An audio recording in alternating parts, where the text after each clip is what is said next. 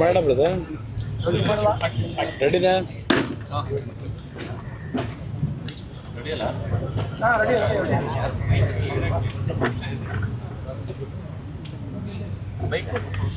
Bike ಇಟ್ಟರೆ ಬರುತ್ತಾ? Bike ಬೇಕಾ? ಸ್ಪೀಕರ್ ಬೇಕಿತ್ತ? ಓ ಇದೆ ಇಲ್ಲಿದೆ, ಬಟ್ ಇದು ಬೌನ್ಸ್ ಆಗಲ್ವಾ? ಹಾಗೆ ಮಾಡೋದು.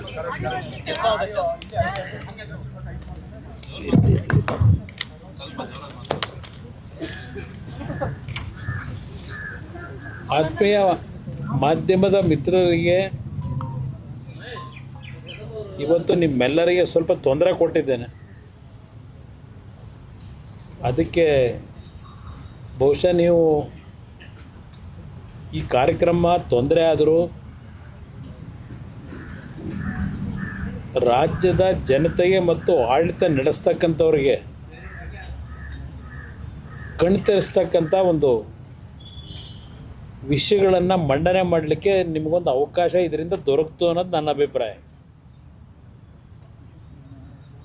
ನಾನು ಪ್ರಥಮವಾಗಿ ಭಾಳ ಸ್ಪಷ್ಟವಾಗಿ ಒಂದು ಮಾತು ಹೇಳಲಿಕ್ಕೆ ಬಯಸ್ತೀನಿ. ಇದು ನಾನು ಯಾವುದೇ ಒಂದು ಪ್ರಚಾರಕ್ಕಾಗಲಿ ಇಲ್ಲ ಮತ್ತೊಬ್ಬರನ್ನ ತೆಗಳಲಿಕ್ಕಾಗಲಿ ಇವತ್ತಿನ ಈ ಒಂದು ಮಾಧ್ಯಮದ ಮಿತ್ರರೊಂದಿಗೆ ನಾನು ಭಾವನೆ ಹಂಚ್ಕೋತಾ ಇಲ್ಲ.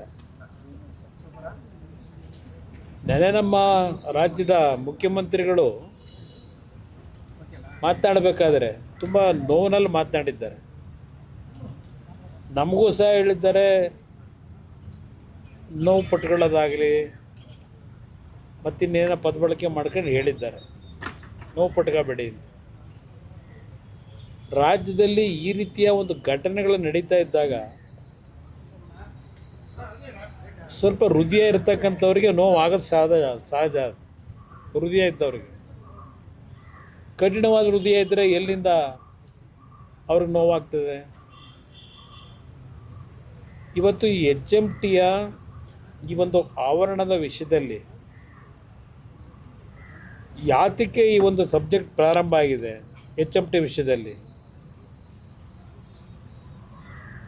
ಇವತ್ತು ಕೇಂದ್ರದಲ್ಲಿ ನಾನು ನರೇಂದ್ರ ಮೋದಿ ಅವರ ಒಂದು ನಾಯಕತ್ವದಲ್ಲಿ ಮಂತ್ರಿ ಆಗ್ತಕ್ಕಂಥ ಒಂದು ಅವಕಾಶ ಕೊಟ್ಟಿದ್ದಾರೆ. ಅದು ನನಗೆ ಕೊಟ್ಟಿರ್ತಕ್ಕಂಥ ಇಲಾಖೆಗಳು ಒಂದು ಹೆವಿ ಇಂಡಸ್ಟ್ರಿ ಮತ್ತು ಇನ್ನೊಂದು ಸ್ಟೀಲ್ನ ಇಲಾಖೆ. ನಾನು ಈ ಜವಾಬ್ದಾರಿಯನ್ನು ಗೌರವಿತ ಪ್ರಧಾನಮಂತ್ರಿಗಳು ನನಗೆ ಕೊಟ್ಟ ನಂತರ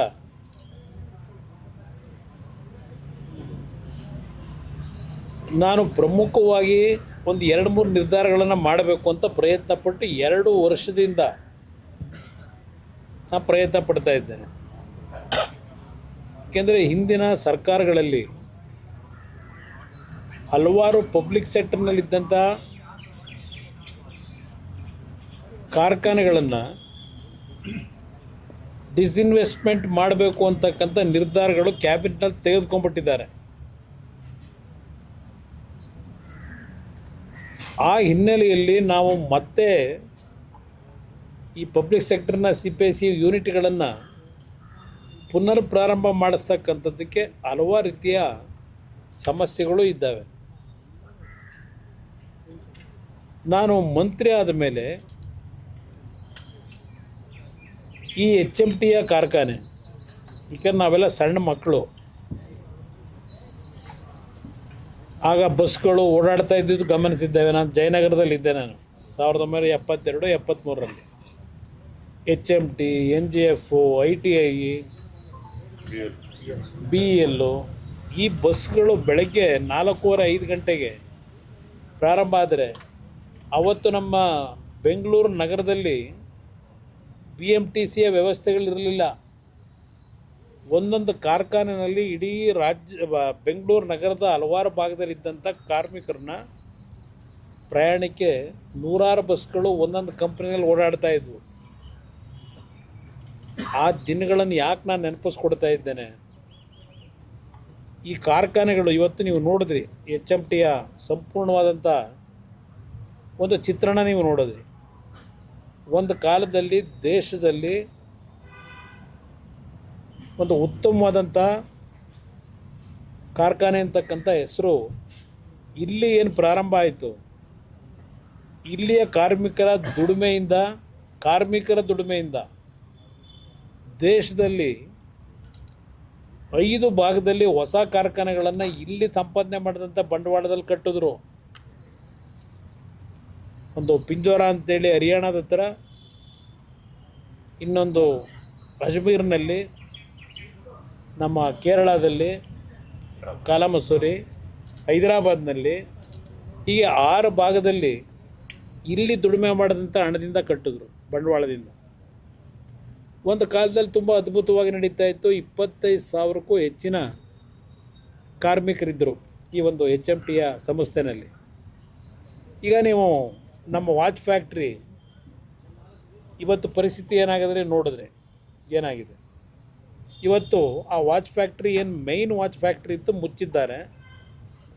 ಇವತ್ತು ಇಲ್ಲಿರ್ತಕ್ಕಂಥ ಕೆಲವು ಸಣ್ಣ ಪುಟ್ಟ ಕಾರ್ಮಿಕರು 100 ಜನ 150 ಜನ ಇದ್ದಾರೆ. ಈಗ ಅವ್ರಿಗೆ ಸಂಬಳ ಕೊಡಲಿಕ್ಕೆ ಆ ಕಾರ್ಖಾನೆ ಒಂದು ಕಡೆ ಮುಚ್ಚಿದ್ದಾರೆ, ಇನ್ನೊಂದು ಕಡೆ ಒಂದು 60-70 ಜನ ಆ ಒಂದು ವಾಚ್ಗಳನ್ನು ಅಸೆಂಬಲ್ ಮಾಡ್ತಕ್ಕಂಥದ್ದಕ್ಕೆ ಈಗಲೂ ಸಹ ಕೆಲಸ ಮಾಡ್ತಾ ಇದ್ದಾರೆ. ಅದನ್ನು ಮೇಯ್ನ್ ಫ್ಯಾಕ್ಟ್ರಿ ಏನಿತ್ತು, ಕೆಲವು ಫಿಲಮ್ ಶೂಟಿಂಗ್ಗಳಿಗೆ ಅದಕ್ಕೆ ಬಾಡಿಗೆ ಕೊಟ್ಟು ಇಲ್ಲಿ ಸಾಲ ಕೊಡಬೇಕಲ್ಲ, ಅವರ ಸಂಬಳ ಕೊಡಬೇಕಲ್ಲ. ಇವತ್ತು ಕಾರ್ಖಾನೆಗಳೆಲ್ಲ ಮುಚ್ಕೊಂಡಿದ್ದಾರೆ. ಈಗ ಇಲ್ಲಿ ಬರಬೇಕಾದ್ರೆ ಈಗ ನೋಡಿದ್ರಿ, HMTಯ ಮೂಲ ಯಾವೊಂದು ಮೆಷಿನ್ ಟೂಲ್ಸ್ನ ಕಾರ್ಖಾನೆ ಬೀಗ ಹಾಕಿದ್ದಾರೆ. ಅದರಿಂದ ಈ ಒಂದು ಕಾರ್ಖಾನೆಗೆ, ಸಂಸ್ಥೆಗೆ ಒಂದು ಕಾಯಕಲ್ಪ ಹೊಸದಾಗಿ ಕಲ್ಪಿಸ್ಬೇಕು ಅಂತೇಳಿ ನಾನು ತೀರ್ಮಾನ ಮಾಡಿದಾಗ, ಇದನ್ನು ಏನಾದರೂ ಮಾಡಿ ದಾರಿ ತಪ್ಪಿಸ್ಬೇಕು ಅಂತಕ್ಕಂಥದ್ದಕ್ಕೆ ಈ ಸರ್ಕಾರದಲ್ಲಿ ನಿರಂತರವಾಗಿ HMT ಮೇಲೆ ಈ ಕಾರ್ಖಾನೆಯ ಏನೊಂದು ಭಾಗ ಇದೆ, ಇದು ಅರಣ್ಯ ಇಲಾಖೆಗೆ ಸೇರಿರ್ತಕ್ಕಂಥದ್ದು. ಅರಣ್ಯ ಒತ್ತುವರಿ ಮಾಡ್ಕೊಂಡಿದ್ದಾರೆ. ಕಾನೂನು ಪ್ರಕಾರ ಅರಣ್ಯ ಇಲಾಖೆಗೆ ಸೇರಬೇಕು ಅಂತ ಹೇಳಿ ಪ್ರತಿನಿತ್ಯ ಒಂದಲ್ಲ ಒಂದು ರೀತಿ ಈ ಭೂಮಿ ಒಡಿಲ್ತಕ್ಕಂಥದ್ದಕ್ಕೆ ಹೊರಟಿದ್ದಾರೆ. ಇಲ್ಲಿ ನಾನು ವೈಯಕ್ತಿಕವಾದಂಥ ಏನು ಇಂಟ್ರೆಸ್ಟ್ ಇಲ್ಲ ಇಲ್ಲಿ ನನಗೆ. ಮೊದಲನೇದಾಗಿ QSL ಸಂಸ್ಥೆ, ಯಾವ ಕುದುರೆಮುಖ ಐರನ್ ಓರ್, ದೇಶದ ಡಿವಿಡೆಂಡು 3,800 ಕೋಟಿ ಕಟ್ಟಿದ್ದಾರೆ ಅಲ್ಲಿ QSL. ಯಾವ ಕುದುರೆಮುಖದಲ್ಲಿ ಅವರ ಆಕ್ಟಿವಿಟೀಸ್ ನಿಲ್ಲಿಸಬೇಕಾಯಿತು, 2016ರಲ್ಲಿ ಇದೇ ಸಿದ್ದರಾಮಯ್ಯನ ಸರ್ಕಾರ ದೇವದಾರಿ ಐರನ್ ಓರ್ನ ಭಾಗನ ಅಲಾಟ್ ಮಾಡಿದ್ರು. ಇವತ್ತವರೆಗೆ ಆ ಸಂಸ್ಥೆ ಅಲ್ಲಿ ಪ್ರಾರಂಭ ಮಾಡಲಿಕ್ಕೆ ಆಗಲಿಲ್ಲ ಎಕ್ಸ್ಕವೇಷನ್ನ. ನಾನು ಮಂತ್ರಿ ಆಗಿ ಮೊದಲನೇ ಆದೇಶ ಮಾಡಿದ್ದು, ಒಂದು 1,700 ಕೋಟಿ ವರ್ಕಿಂಗ್ ಕ್ಯಾಪಿಟಲ್ನ ಆ ಕುದುರೆಮುಖ ಸಂಸ್ಥೆ ಕೊಡಲಿಕ್ಕೆ ತೀರ್ಮಾನ ಮಾಡಿದ ತಕ್ಷಣವೇ ಅದ್ರ ಮೇಲೆ ಗದಾಪ್ರಹಾರ ಮಾಡಿದ್ರು.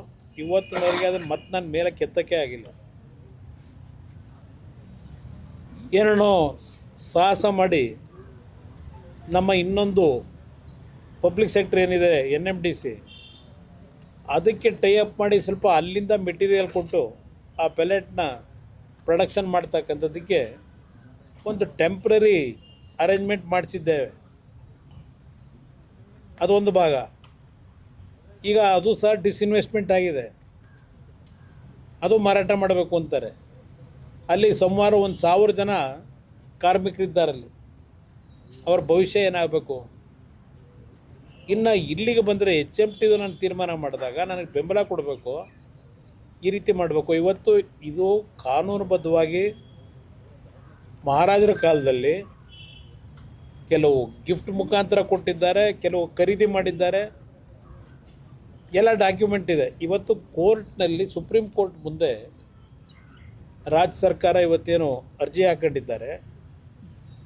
ನಾನು ಕೋರ್ಟ್ನ ಪರಿಮಿತಿಲಿ ಇರ್ತಕ್ಕಂಥ ಹಿನ್ನೆಲೆಯಲ್ಲಿ ಕಾನೂನಿನ ವಿಷಯಗಳ ಬಗ್ಗೆ ಚರ್ಚೆ ಮಾಡಲ್ಲ. ಅದರ ಅವಶ್ಯಕತೆ ಇಲ್ಲ ನನಗೆ. ಜನತೆಗೆ ಒಂದು ಮಾಹಿತಿ ಕೊಡೋ ದೃಷ್ಟಿಯಿಂದ ಇವತ್ತು ನಿಮ್ಮನ್ನೆಲ್ಲ ಕರೆಸಿರ್ತಕ್ಕಂಥದ್ದು.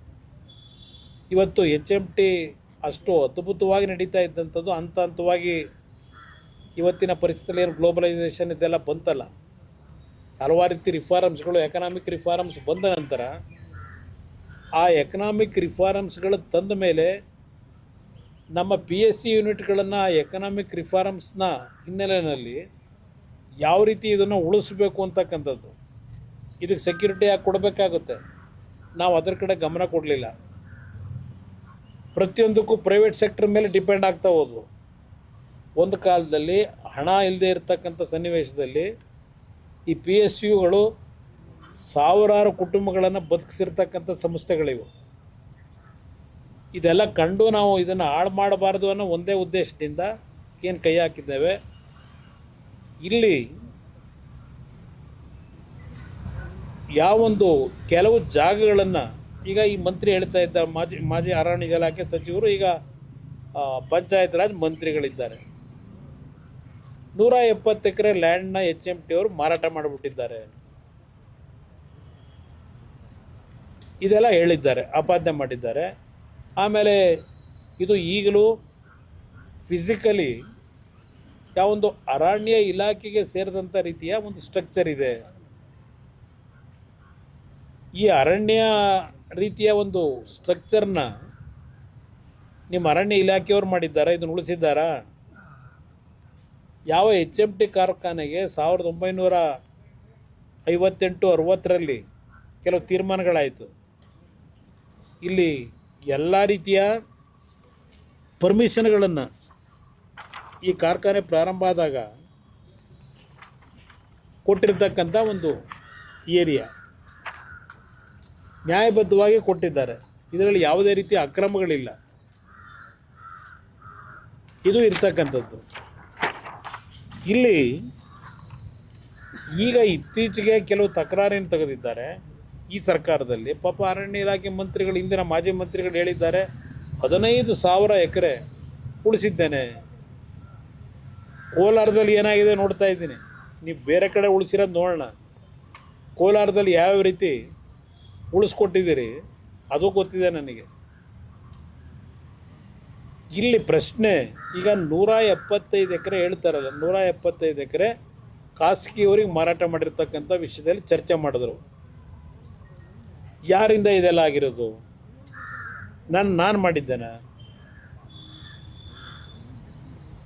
ಇವತ್ತು ಈ ಒಂದು ಕಾರ್ಖಾನೆಯ ಕೆಲವು ಭಾಗಗಳನ್ನು ಕರ್ನಾಟಕ ರಾಜ್ಯ ಸರ್ಕಾರದ ನೇತೃತ್ವದಲ್ಲೇ ಈಗೇನು ಹೇಳ್ತಾ ಇದ್ದಾರಲ್ಲ, ಬಿಡದಿ ಟೌನ್ಶಿಪ್ ಮಾಡ್ತೀವಿ ಅಂತ ಹೇಳಿ,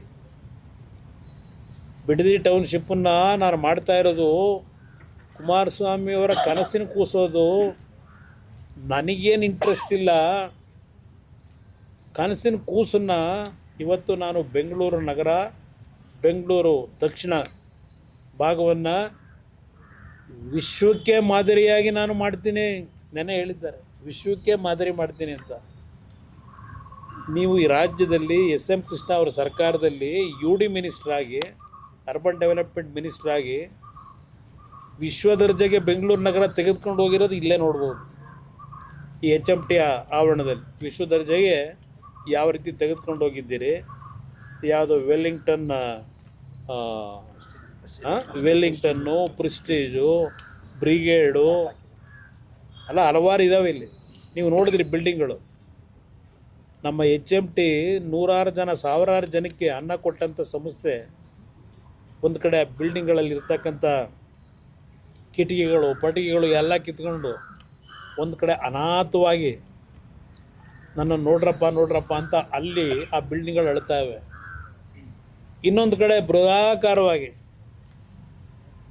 ಕಟ್ಟಿದ್ದಾರೆ ಇದೇ ಜಾಗದಲ್ಲಿ, HMT ಜಾಗದಲ್ಲಿ. ಯಾವ ಕಾಲದಲ್ಲಿ ಇವೆಲ್ಲ ನಡೀತು ಈಶ್ವರ ಖಂಡ್ರೆ ಅವರೇ? ನೀವು ಹೇಳ್ತಕ್ಕಂಥ ರೀತಿಯಲ್ಲಿ ಇವೆಲ್ಲ ಅರಣ್ಯ ಇಲಾಖೆಗೆ ಸೇರಿದ್ರೆ ಆ ಬಿಲ್ಡಿಂಗ್ಗಳನ್ನೆಲ್ಲ ಏನು ಮಾಡ್ತೀರಿ? ಈಗ ಪರ್ಮಿಷನ್ ಕೊಟ್ಟಾರೆ ಯಾರು ಆ ಬಿಲ್ಡಿಂಗ್ ಕಟ್ಟಲಿಕ್ಕೆ? ಆ ಜಾಗ ಕೊಡಬೇಕಾದ್ರೆ ಯಾರ್ಯಾರ ಪಾಲಿದೆ, ವಿಶ್ವದರ್ಜೆ ಮಾಡ್ತಕ್ಕಂಥ ಮಹಾನ್ ನಾಯಕರು ಅವ್ರ ಪಾಲು ಎಷ್ಟಿದೆ. ನೀವು ರಾಜ್ಯ ಕಟ್ಟೋರು, ನಾವು ರಾಜ್ಯ ಹಾಳು ಮಾಡೋರು. ಇವತ್ತು ಈ ಕಾರ್ಖಾನೆಗೆ ಜೀವ ಕೊಡಬೇಕು ಅಂತ ಹೇಳಿ ಟೇಬಲ್ ಟು ಟೇಬಲ್ನಲ್ಲಿ ರಿಕ್ವೆಸ್ಟ್ ಮಾಡ್ತಾ ಇದ್ದೀನಿ. ಸುಮಾರು ಇಲ್ಲಿ ಕೆಲಸ ಮಾಡಿರ್ತಕ್ಕಂಥ ಕಾರ್ಮಿಕರಿಗೆ ಈಗಲೂ ಸಹ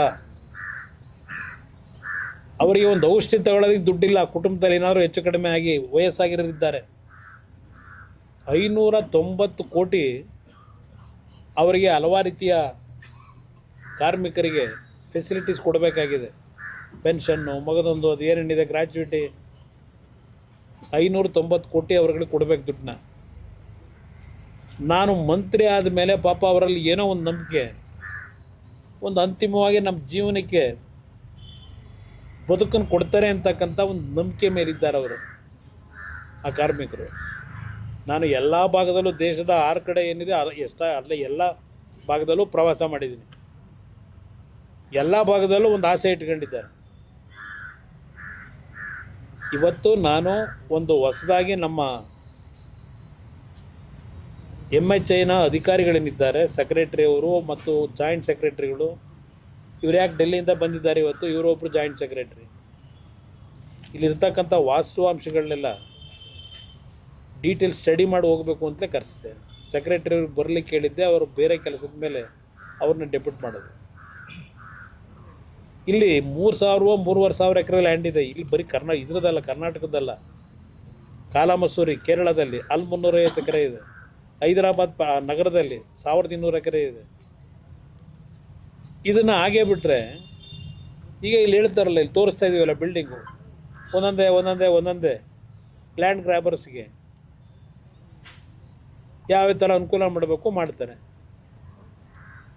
ಪಾಪ ಹೇಳಿದ್ದಾರೆ ಅದೆಂಥದ್ದು DLFಗೆ ಪೋಸ್ಟ್ಗಳು ಬೇರೆ ಅಂಟಿಸವ್ರು. ಈಗ ಅದೆಂಥದ್ದು ಹೇಳಿದ್ರು ಪದಾನ, ಇದು ರಿಯಲ್ ಎಸ್ಟೇಟ್ ಇದಕ್ಕೇನೋ ಹೇಳೋರು ಪದ, ಏನೋ ಪೋಸ್ಟ್ಗಳಿಗೆ ಅದೊಂದು ಶುರುವಾಗಿದೆ DLF ಬಗ್ಗೆ ಮಾತಾಡ್ತೀನಿ. ಈಗ ಬೇಡ, HMT ಶೇರ್ ಅದರಿಂದ ಆ ಸಬ್ಜೆಕ್ಟ್ ಬೇಡ, ಮಾತಾಡೋಣ ಅಂತ. ಸರ್, ಈಗ ಅಂದರೆ SM ಕೃಷ್ಣ CM ಆಗಿದ್ದಾಗ DK ಶಿವಕುಮಾರ್ ಇದೆಲ್ಲ 174 ಎಕರೆ ವಿಲೇವಾರಿ ಆಗಿರೋದು ಆ ಪೀರಿಯಡ್ನಲ್ಲಿ. ಈಗಿನ ಮುಖ್ಯಮಂತ್ರಿಗಳು ಆಗ UD ಮಿನಿಸ್ಟ್ರು ಈ ಮಹಾನುಭಾವರು. ಕೋಆಪರೇಟಿವ್ನಲ್ಲಿ ಮಂತ್ರಿ ಆಗಿದ್ದು ಸ್ವಲ್ಪ ದಿವಸ ಇದ್ದರು. ಆಗೇನು ಮಾಡೋರು, NTI ಸೊಸೈಟಿದು ಆಮೇಲೆ ಒಂದು ಸಲ ಚರ್ಚೆ ಮಾಡೋಣ. NTI ಸೊಸೈಟಿ ಕತೆ ಅದೊಂದು ದೊಡ್ಡ ಕತೆ ಇದೆ. ಅದು NTI ಸೊಸೈಟಿದು, ಸಹಕಾರಿ ಸೊಸೈಟಿ. ಇಲ್ಲಿ ಯಾರ್ಯಾರಿಗೆ ಯಾರ್ಯಾವಾಗ ಸೇಲ್ ಆಗಿದೆ. ನಾನು ಮುಖ್ಯಮಂತ್ರಿ ಆದ ನಂತರ ನನ್ನ ಗಮನಕ್ಕೆ ಇದು ಬಂದಾಗ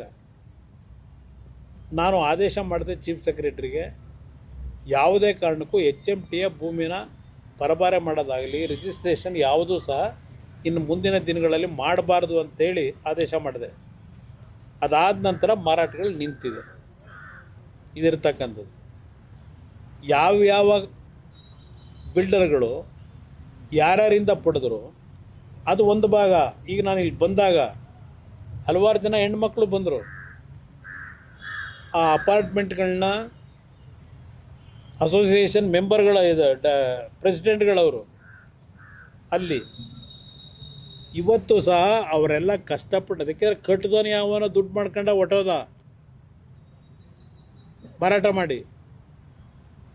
ಈಗ ಅವ್ರಿಗೆ ಇನ್ನೂ ಆ ಖರೀದಿ ಮಾಡ್ಕೊಂಡವರಲ್ಲ ಆ ಫ್ಲ್ಯಾಟ್ಗಳನ್ನ, ಅವ್ರ ಹೆಸರಿಗೆ ಇನ್ನೂ ಆಗ್ತಾ ಇಲ್ಲ. ಅದು ಏನೋ A ಖಾತಾ B ಖಾತಾ 5% 2% ಪೇಪರ್ ಅಡ್ವರ್ಟೈಸ್ಮೆಂಟ್ ಕೊಟ್ಟಿದ್ದು. ಇಲ್ಲಿ ಪಾಪ ಕಷ್ಟಪಟ್ಟು ಸಂಪಾದನೆ ಮಾಡಿ ಜೀವನದಲ್ಲಿ ಸ್ವಲ್ಪ ಹಣ ಉಳಿಸಿ ಏನೋ ಒಂದು ಫ್ಲ್ಯಾಟ್ ತಗೊಳ್ಳೋಣ ಅಂತೇಳಿ ಪಾಪ ಯಾರೋ ಅಮಾಯಕರು ತಗೊಂಡವ್ರೆ. ಈಗ ಅವರೆಲ್ಲ ಬಂದಿಲ್ಲ ಅರ್ಜಿ ಕೊಡ್ತಾವ್ರು ನನಗೀಗ. ಪಾಪ ನೆನ್ನೆ ನಮ್ಮ ಮುಖ್ಯಮಂತ್ರಿಗಳು ಅದೇನೋ ಅಪಾರ್ಟ್ಮೆಂಟ್ಗಳ ಅಸೋಸಿಯೇಷನ್ ಅವರ ಸಭೆ ಬೇರೆ ಮಾಡಿದ್ರು. ಯಾವ ಉದ್ದೇಶಕ್ಕೆ ಮಾಡಿದ್ರೋ ಗೊತ್ತಿಲ್ಲ ನನಗೆ. ಯಾರು ಮಾಲೀಕತ್ವ ಹೊಂದಿದ್ದಾರೆ ಅವರಿಗೆ ಎಲ್ಲ ರೀತಿಯ ಸರ್ಕಾರದಿಂದ ಅನುಕೂಲ ಮಾಡಿಕೊಡ್ತೀನಿ ಅಂತ ಏನೋ ಒಂದು ಭಾಷಣ ಮಾಡಿರಬೇಕು, ನಾನು ನೋಡಿಲ್ಲ.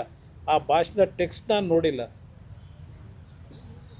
ಎಲ್ಲ ಒಂದು ತುಣುಕು ಯಾರೋ ಹೇಳಿದ್ರು ಈ ಥರ ಆಗಿತ್ತು, ನೆನ್ನೆ ಕರೆದಿದ್ರು ಮೀಟಿಂಗ್. ನಾನು ಇವ್ರ ಪಾಪ ಇಲ್ಲಿ ಹೇಳ್ತಾವ್ರಲ್ಲ, ಈಗ ನಿಮ್ಮ ಕಾಲದಲ್ಲಿ ಮಾರಾಟ ಮಾಡಿಸಿ ಸ್ಟೇಟ್ ಗೌರ್ಮೆಂಟ್ ತೊಗೊಂಡಿರೋ ಡಿಸಿಷನ್ನು ಅಂತ ಹೇಳ್ತಾರೆ. ಇಲ್ಲಿ ಅದು ಹೆಂಗೆ ತೊಗೊಂಡ್ರೂ ಗೊತ್ತಿಲ್ಲ ನನಗೆ. ಸೆಂಟ್ರಲ್ ಗೌರ್ಮೆಂಟಿಗೆ ಕೆಲವು ದೇಶದ ಗ್ರೋತ್ಗೆ ರಿಸರ್ಚ್ ಸೆಂಟರ್ಗಳಿಗೆ ಕೊಟ್ಟಿರೋದಕ್ಕೆ ನನ್ನ ತಕರಾರಿಲ್ಲ.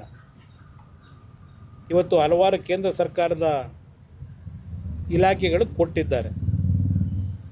ಅದು ಇಲ್ಲಿ HMT ಮತ್ತು ಕೇಂದ್ರ ಸರ್ಕಾರದ ನಡುವೆ, ಏಕೆಂದರೆ ಕೇಂದ್ರ ಸರ್ಕಾರದ ಇನ್ವೆಸ್ಟ್ಮೆಂಟ್ ಇದೆ, ಅದು ನಾವೇನು ಮಾಡಲಿಕ್ಕಾಗಲ್ಲ. ಅವ್ರಿಗೆ ಬೇಕಾದಂಥ ಅವ್ರಿಗೆ ಇಲಾಖೆಗಳಿಗೆ ಕೊಟ್ಟಿರೋದು ಬೇರೆ, ಅದು ಕಾನೂನುಬದ್ಧವಾಗಿ ಮಾಡ್ಕೊಂಡಿರ್ತಾರೆ ಇಲಾಖೆ. ಇಲ್ಲಿ ಪ್ರೈವೇಟ್ನವ್ರಿಗೆ ಕೊಟ್ಟಿದ್ದಾರಲ್ಲ, ಯಾವ ಆಧಾರದ ಮೇಲೆ ಕೊಟ್ರಿ? ಸಿಂಗಾಪುರ ಮಾಡೋದಕ್ಕೆ ಇದಕ್ಕೆ ಅಲ್ವಾ ಕೊಟ್ಟಿರೋದು? ಆಗ 4 ವರ್ಷ ಸಿಂಗಾಪುರ ಮಾಡಿದ್ರಲ್ಲ. ಈಗ ವಿಶ್ವ ದರ್ಜೆಗೆ ಬೆಂಗಳೂರಿನ ಬ್ರ್ಯಾಂಡು, ಯಾವ ಬ್ರ್ಯಾಂಡ್ ಹಾಕ್ತೀರಿ? ಮಳೆ ಬಂತು, ಸದ್ಯ ಮಳೆ ಬರದೆ ರಸ್ತೆಗಳು ಒಂಚೂರು ಉಳ್ಕೊಂಡವೆ. ಈಗ ಈ ವರ್ಷ, ಹೋದ ವರ್ಷ ಬಂದಾಗ ಮಳೆ ಬಂದಿದ್ರೆ ಗುಂಡಿ ಹೋಗಿ ಲೆಕ್ಕ ಹಾಕಬೇಕಾಗಿತ್ತು. ಈಗ ಏನಪ್ಪ ಪ್ರವಾಸ ಮಾಡಿದ್ರು, ಹೋದ್ರು ಎಲ್ಲ ಕಡೆ ಬೆಂಗಳೂರು ನಗರದಲ್ಲಿ, ರಾತ್ರಿ ಎಲ್ಲ ಟಾರ್ಚ್ ಉಟ್ಕೊಂಡು ನೋಡಿದ್ರು. ಈಗ ಹೊಸ್ದಾಗಿ ಒಬ್ಬರು ಬಂದವ್ರು, ನಗರಸಭೆ ಬೆಂಗಳೂರು ನಗರ ಕ್ಲೀನ್ ಮಾಡೋಕ್ಕೆ ಬಂದವ್ರೆ. ಅದು ಯಾರ್ಯಾರನ್ನ ಕ್ಲೀನ್ ಮಾಡ್ತಾರೋ ಗೊತ್ತಿಲ್ಲ, ನೋಡೋಣಂತೆ. ಇದಕ್ಕೆ HMT ವಿಷಯದಲ್ಲಿ ಪದೇ ಪದೇ ಚರ್ಚೆ ಅನವಶ್ಯಕ. ಇವತ್ತು ನಾನು ನಾನು ನಿಮ್ಮನ್ನು ಕರೆಸಿದ್ದು ಅದಕ್ಕೋಸ್ಕರಲೇ. ಸುಪ್ರೀಂ ಕೋರ್ಟ್ನಲ್ಲಿ ಕೇಸ್ ನಡೀತಾ ಇದೆ. ಸುಪ್ರೀಂ ಕೋರ್ಟ್ ಮುಂದೆ ನಮ್ಮ HMTಯ ವಕೀಲರುಗಳೇನಿದ್ದಾರೆ, ಕಾನೂನಿನ ಅಡಿನಲ್ಲಿ ಇದನ್ನು ಉಳಿಸ್ತಕ್ಕಂಥದ್ದಕ್ಕೆ ಏನು ಮಾಡಬೇಕು ಅದಕ್ಕೆ ಅವ್ರ ಜವಾಬ್ದಾರಿ ತಗೋತಾರೆ. ಆದರೆ ಪದೇ ಪದೇ ಒಂದು ದೇಶದಲ್ಲಿ ಸಾವಿರಾರು ಜನಕ್ಕೆ ಅನ್ನ ಕೊಟ್ಟಂಥ ಈ ಒಂದು ಜಾಗವನ್ನು ನೀವು ಜನಗಳಲ್ಲಿ ಒಂದು ಕೆಟ್ಟ ಭಾವನೆ ಬರ್ತಕ್ಕಂಥ ರೀತಿಯಲ್ಲಿ ಮಾತನಾಡೋದು ನಿಲ್ಲಿಸಿ. ಇದನ್ನು ಭಾಳ ಸ್ಪಷ್ಟವಾಗಿ ಹೇಳ್ತೇನೆ. ಪಾಪ ನನಗೆ ಹೇಳಿದ್ದಾರೆ ಅವರ ಮಿನಿಸ್ಟ್ರು, ಎಂಥದ್ದು ಕಾರ್ಖಾನೆಗಳು ತನ್ನಿ, ಏನೋ ಸ್ಟೀಲ್ ಇಂಡಸ್ಟ್ರಿ ತನ್ನಿ. ಸದ್ಯ ಇರೋದನ್ನೇ ಉಳ್ಸೋಕೆ ಬಿಡ್ತಾ ಇಲ್ವಲ್ಲ, ಬೇರೆ ತರೋದು ಮಾಡೋದು ನೋಡೋಣ. ಇದನ್ನೇ ಇರೋದನ್ನೇ ಉಳ್ಸೋಕೆ ನೀವು ತಯಾರಾಗಿಲ್ಲ. ಈಗ ನಾನು ಮುಖ್ಯಮಂತ್ರಿಗಳಿಗೆ ಹೇಳ್ತೀನಿ, ಆ ಪಾಪ ಅಲ್ಲೆಲ್ಲೋ ಫ್ಲ್ಯಾಟಲ್ಲಿ ಅವರಲ್ಲ, ಕಾನೂನುಬದ್ಧವಾಗಿ ಅವ್ರು ಬದುಕಕ್ಕೆ ಏನು ಮಾಡಬೇಕು ಮಾಡಪ್ಪ. ಮಾಧ್ಯಮದ ಮುಂದೆ ಕೂತ್ಕೊಂಡ್ಬಿಟ್ಟು ಕತೆ ಹೇಳಿದ್ರಾಗಲ್ಲ. ಎಲ್ಲ ಮಾಡಿದ್ದೀರಲ್ಲ ಅವಾಂತರ, ಅವ್ರನ್ನೆಲ್ಲ ಬೀದಿಗೆ ತಂದಿಟ್ಟಿದ್ದೀರಿ, ಸರಿಪಡಿಸ್ಕೊಡ್ಬೇಕಲ್ಲ. ಪಾಪ ಹೆಂಗೂ ಬಂದಿದ್ದೀರಿ. ಈಗ ಆ ಜಾಗಗಳು ವಿಲೇವಾರಿ ಮಾಡ್ಬೇಕಾದ್ರೆ ನಿಮ್ದು ಎಷ್ಟು ಪಾತ್ರ ಇದೆ ಅನ್ನೋದು ಗೊತ್ತು ನಮಗೆ. ಬಹುಶಃ ಇಲ್ಲಿ ಕೆಲವ್ರು ಹೇಳ್ತಾರೆ ಇಲ್ಲೂ ಕೆಲವು ಜಾಗ ಇನ್ನೂ ಇಟ್ಕೊಂಡವ್ರೆ ಅಂತ ಹೇಳಿ, ಅವರೇ ಮಾಡ್ಕೊಂಡವ್ರೆ ಅಂತ. ಅದರಿಂದ ಗೊತ್ತಿಲ್ಲ. ಅಲ್ಲಿ ಕಾರ್ಮಿಕ ಕೇಳಿ ನನಗೇನು ಗೊತ್ತು. ರೆಕಾರ್ಡ್ ಇದ್ರೆ ನಾನು ಹೇಳ್ತಿದ್ದೆ. ನಾನು ಇದ್ರ ಬಗ್ಗೆ ನೋಡಿಲ್ಲ. ಇವತ್ತು ಬಂದಾಗ ನನ್ನ ಗಮನಕ್ಕೆ ತಂದರು. ಯಾರು ಬೇರೆ ಹೆಸರಿನಲ್ಲಿ ಮಾಡ್ಕೊಂಡಿರ್ತಾರೆ. ಬೇನಾಮಿಗಳು ಭಾಳ ಜನ ಅವರೇ. ಬೇನಾಮಿಗಳನ್ನೇ ಭಾಳ ಜನ ಇಟ್ಕೊಂಡವ್ರೆ. ಏನಣ್ಣ?